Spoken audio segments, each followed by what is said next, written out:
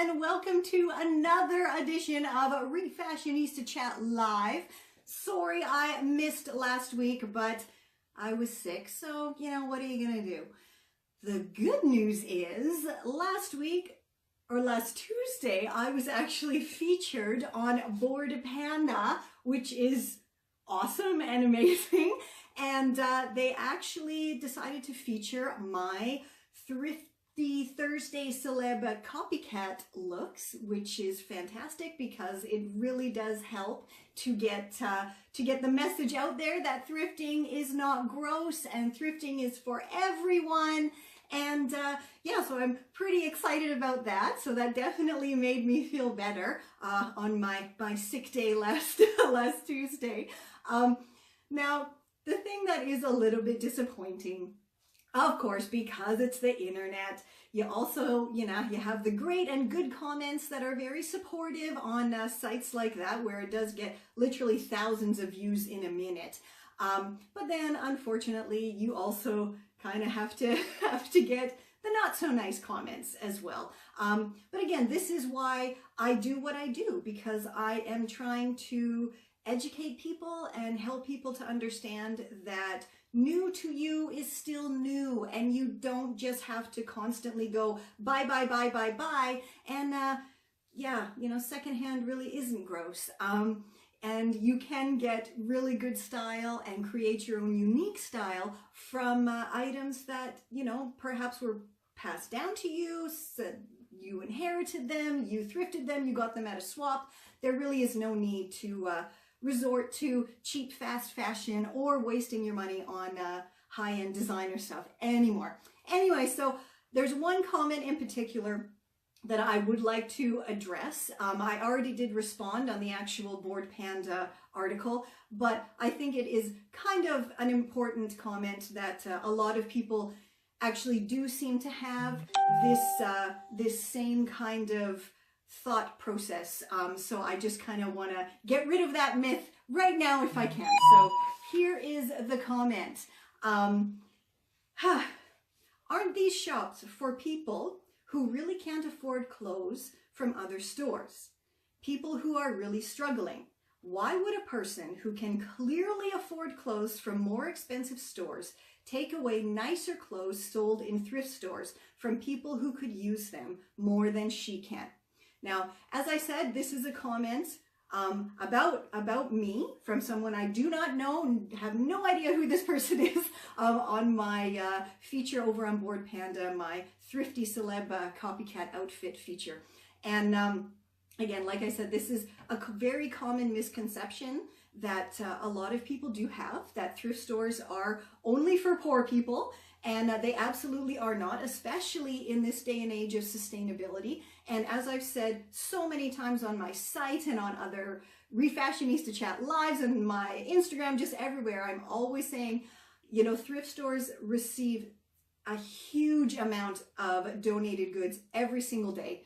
And really only about 20% of them actually make it onto the shop floor. They really do get too many. No one is stealing anything or taking anything from poor people at all. If more people actually reused instead of just tossing out or donating and buying new, then thrift stores wouldn't have this crazy huge selection. And also the landfills would not be full of garments and textiles that can be recycled and reused and refashioned. Also, another thing that kind of was a bit disturbing was saying that I can clearly afford clothes from more expensive stores, and I'm taking these clothes away from people who can actually use them. At the end of the day, I do have a low income, and instead of shopping and buying cheap fast fashion, I do shop in thrift stores and I go to swaps. Just as people often assume that because you work online and present yourself in a professional manner, that you have a lot of money, and kind of, a lot of people compare me in particular with other bloggers who maybe do have a staff of people behind them and monetary support and sponsors and everything. I do not have any of that. I am a one-woman show. I do not get paid from my site. I do not have sponsors. Everything that I do it completely on my own, and I do it without payment.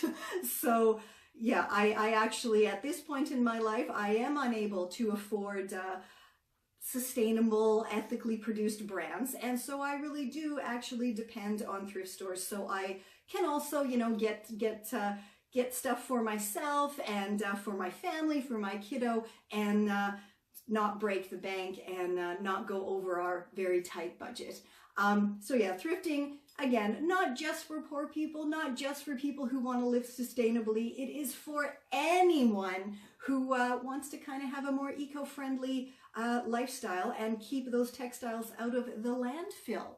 Alrighty, I did my little rant, and I think now it is time to get to the fun part. And as you can see, I kind of have set up here a whole bunch of vintage handbags. Vintage handbags are 100% my downfall at the thrift store, at swaps, at wherever. I actually have to hold myself back from going to the handbag areas because I know I will see something fantastic from the 50s, 60s, 70s that I will need to have, even though of course nobody needs to have so many handbags. I mean, well, but this is my happy place, all of my lovely vintage handbags. So let's get going here. Something that I really love are these kind of handbags that are literally, you know, just a handle, handbags. And this one is probably from the late 60s, I would say. You can kind of tell by the hardware, but it is very pretty and it is in fantastic condition and I love it so much. This one here I actually got for only €1 at the thrift shop in Berlin, and it is like as new condition, and this is definitely from the 50s. And not only is it in as new condition, but my lovelies, it also came with all the little accoutrements on the inside, a little coin purse, as well as not one mirror, but two fantastic little hand mirrors. And I don't know if you can see, but there's a little pocket there that the hand mirrors fit lovely and nicely into. And again, it is perfect, mint condition, and just absolutely beautiful. This is, this color is so stunning, and it's not in the greatest condition, and I did have to very gently clean this one. But again, I just couldn't say no to the color, and this was a garage sale find. The inside, not so stunningly clean, but I did give it a nice gentle wipe with some diluted vinegar and water mixture, and it took away the kind of nicotine smell that was in there. Another tip you can do if there is a strong smell, spray with vinegar or vodka. Now, I do not drink alcohol. It is not like my system at all, and it is terrible for my rosacea. But we have some vodka in the house specifically for spraying vintage gear to get rid of any sort of nasty odors that may be on it. And it really does work, and the vodka smell completely dissipates. So it not only takes away those kind of yucky, smoky smells or just that musty smell, it also, you're not walking around with something that smells of vodka at the end of the day, because it does completely disappear. This is one of my favorite finds, and this is an incredibly old vintage medical bag. This was again another score that I got in Germany. I actually got this online. I won it for, like, again, only €1 in an online auction. And luckily shipping is super duper cheap over in Germany. So I think in total, including the shipping, I only spent about €3 on this fabulous vintage medical bag. So this is obviously not used. This is more just for some nice decor in my home, but I love it. Let's see, what else should I show you? Oh, let's do the pretty gold one here. A fabulous clutch, and at the outside, gorgeous condition. The inside, gorgeous condition. And again, I think this one I actually got in England, and it only cost me a pound, in one of the charity shops on the Ealing High Street. So score. Yeah, I really have had my collection for quite a few years. If you think I was living in England over a decade ago, so I've had that one for quite a long time. Sometimes the vintage bags that I get kind of need some tender, loving refashionista care, and such was the case with this one. This one I actually got in a collection of 3 for €1. That again, I won an online auction and got 3 vintage bags for only €1. Unfortunately, the strap on this one was really not in great condition. So what I did was take this gorgeous vintage trim, which really does match beautifully, and I simply hand stitched it all the way around this incredibly long shoulder strap, but it is now totally fixed. It looks great, and it is perfect for just, you know, a grab and go crossbody bag. And yeah, that trim is just beautiful with the bag. The tutorial is of course over for free on the Confessions of a Refashionista blog if you want to see all the steps behind how I actually stitched that all on there. What else do we have? Oh, this gorgeous little clutch, or wristlet, I guess this is, because it goes over your wrist. I inherited from a great aunt, and when she passed away a few years ago, she actually left me her very large treasure chest, and inside was her collection of beautiful vintage dresses and a few vintage handbags and some gorgeous belts. You can pop on over to my site, and I actually have a post on there where I have pictures, and it's just a nice little tribute to her, and it shows everything that she left me. Yeah, when she died. So Dankeschön, Tante Uschi. These 3 actually, 1, 2, and whoops, 3 were also in that lovely treasure chest that I inherited, but they did not have these fantastic chains on them. And again, over on my site, the tutorial's there for how I attach the chains. This one actually was pretty easy because it already had these kind of little clasps on the inside where I could just kind of feed the chain through. This one, I actually don't think it was a clutch originally. I think it was more of maybe a little coin purse, or maybe you put your lipstick in there, but it really matches my orange dresses perfectly. So I wanted to add a little handle strap on there. And so all I did, I don't know if you can see that, is I used thick embroidery thread, and I very carefully stitched each end of the chain to each corner on either side here, and it's now a perfect little clutch bag. And this one absolutely has to be one of my favorites. It is a necklace, this adorable little coin purse, which again is very, very old. I would say probably 1940s for this one, and all I had to do was attach the ends of the chain through the little holes that were here on the edges of the clasp opening there. And again, all of these tutorials are over on the site under tutorials for accessorizing bags. So very easy to find as well. This is another one from Tante Uschi, and again, gorgeous, gold, beautiful. This one, the inside not in the greatest condition.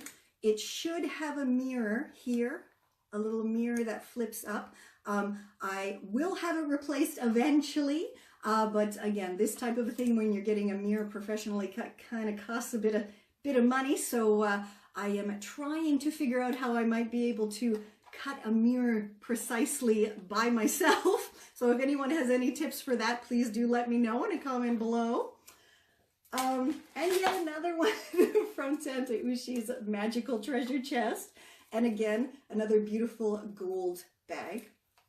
And there you see this one does have the mirror in it.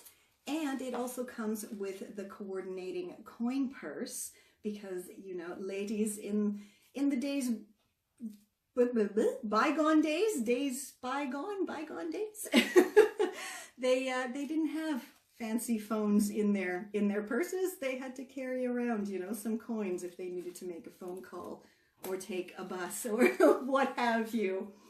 My goodness. This one I got from a flea market, again in Germany, and only about €3, and it with mint perfect condition. I like taking this if I ever have meetings or anything, because it opens up like so. Whoops, upside down. Like so. And yeah, so there's a place you can put any kind of a card, little change purse, and in here, whatever other paper money, as well as a nice little pocket here, and another one back in here, but it has a zip on it. But again, gorgeous, absolutely stunning. This one is another one from England, and it's just so wacky and cool. So you can carry it like this as a clutch, and here there is a large pocket in the back, or you take off the snap and voila, you now have a handbag, and of course, much more space there. And it also here has little clips, so if you wanted to, you could clip an even longer strap on it, which is what I often do, because I like to be hands-free, and I'm a big fan of crossbody bags. I think most moms are, though, really, because we kind of always need our hands free when we have our kiddos in tow. This was another garage sale find, and I don't know if the embroidery is showing up very well there, but it is absolutely stunning embroidery. And the inside was kind of damaged, but it just took, you can't even see, I did such a nice job stitching all that. I had to kind of hand stitch a bunch of this back together. But yeah, it was well worth the 25 cents that I paid for this gorgeous little clutch bag. Here is yet another one that I inherited from Tante Ushi. And this one is absolutely one of my favorites, not only because of the size, it holds a lot, but also when you open it up, it has this fantastic eyeglass holder. And I do wear glasses, but mostly just for working at the computer. So I usually, you know, put lipstick or money or whatever else in there. But like, how cool is that? And it's all attached too, so you're not gonna lose it. Super cool. Anything back here? Oh, this is gorgeous and suede and wonderful. And this one I actually recently shared on my site because I had to fix it. Unfortunately, when I was walking around, someone decided to flick their disgusting cigarette butt, and it hit the back of my bag, which luckily I had the back of my bag facing out, and so I simply patched that. And again, tutorial is over on the site if you're interested in how to patch a vintage bag. But that is gorgeous. Or what about this fantastic fringe 1970s number? I mean, you don't get any funkier than that, really. This again was another 25-cent garage sale find, and I'm pretty sure it's a crocodile or alligator. So yeah, although I'm not into, you know, skinning animals for wearing. This is vintage, so I'll kind of give them the benefit of the doubt, you know, because back then they were heavily into it. That's the way you showed your status, right? Is by having skinned animals on your person at somehow. This one is also a very nice and just small and chic handbag that I got at the flea market in Germany. This one is another one that I have shared the tutorial for how to replace a missing bag strap, again, over on my site. This has appeared, I think, in my last 2 or 3 Thrifty Celeb copycat looks, which is fantastic because that means, I guess, I'm in style if the celebs have similar bags to my groovy vintage one. I'm not sure where this one is from because I got it as a gift, but I do know that it is 1950s made in Germany, made in West Germany to be specific. That's what it says on the tag.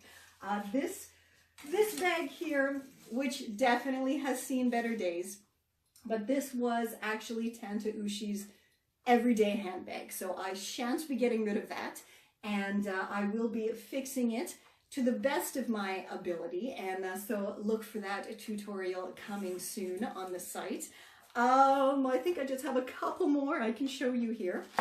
This one, again, I shall be sharing my cleaning of this one because it definitely, there's some stains on it, but very regatta boating ladies who lunch.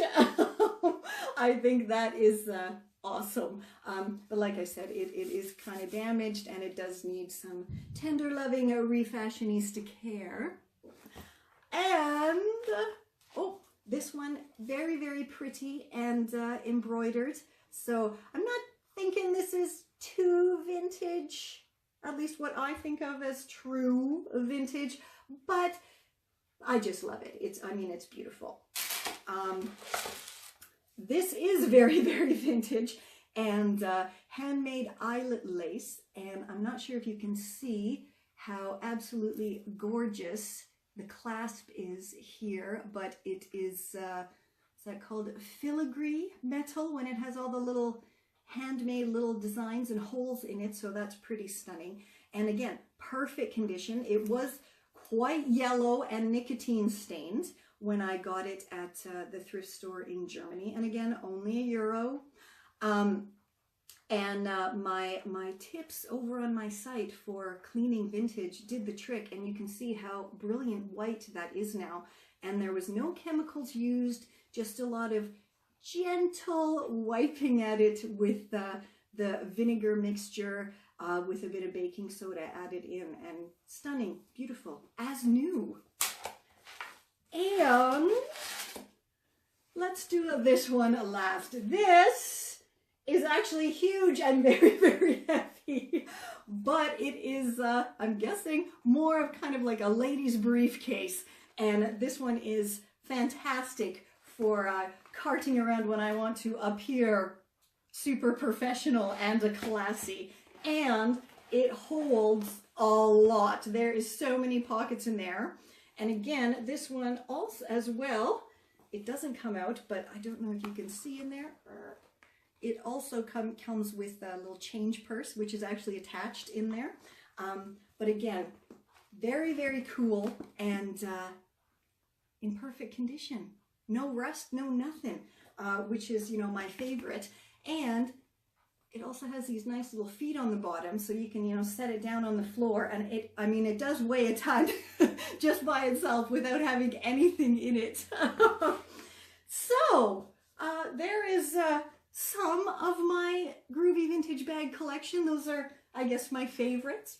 I do have a few more, but these ones are special to me for whatever reason that, you know, we grow attached to things. I mean, of course, the ones from Tante Ushi are special because they're from Tante Ushi. The other ones, I have no idea. I love vintage bags. That is, like I said, that is my downfall. Vintage bags, vintage dresses, and vintage shoes.